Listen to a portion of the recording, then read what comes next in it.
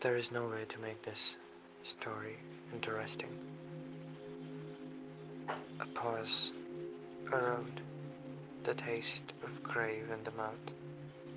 The rocks dig into my skin like arrowheads, and then the sense of being smothered underneath a sack of lentils or potatoes, or of a boat at night slamming into the docks again, without navigation, without consideration, heedless of the plank of wood that are the dock that makes up the berth itself.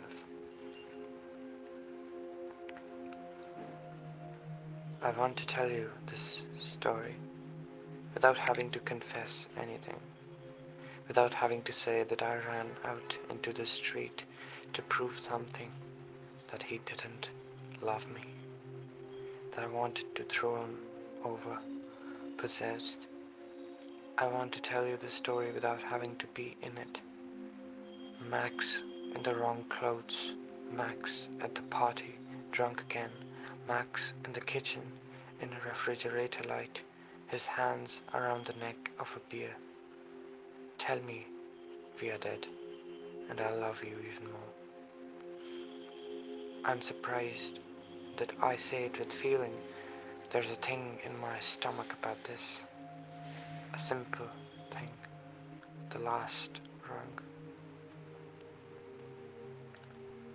Can you see them there, by the side of the road?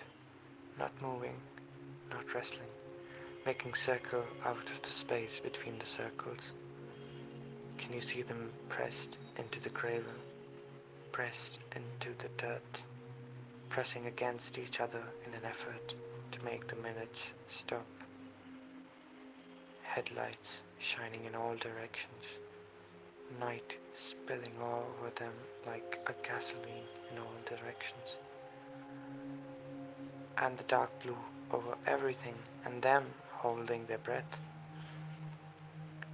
I want to tell you this story without having to say that I ran out into the street to prove something, that he chased after me and threw me into the gravel, and he knew it wasn't going to be okay, and he told me it wasn't going to be okay, and he wouldn't kiss me, but he covered my body with his body and held me down until I promised not to run back out into the street again.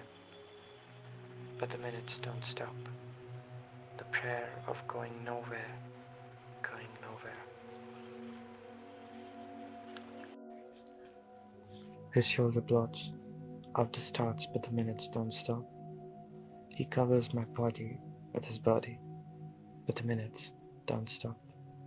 The smell of him mixed with creosote, exhaust, there on the ground, spilling through the minutes, trying to notch them, like taking the same picture over and over, the spaces in between sealed up, knocked hard enough to make the record skip and change its music, setting the melody on its forward course again, circling and circling the center hole in the flat black disk.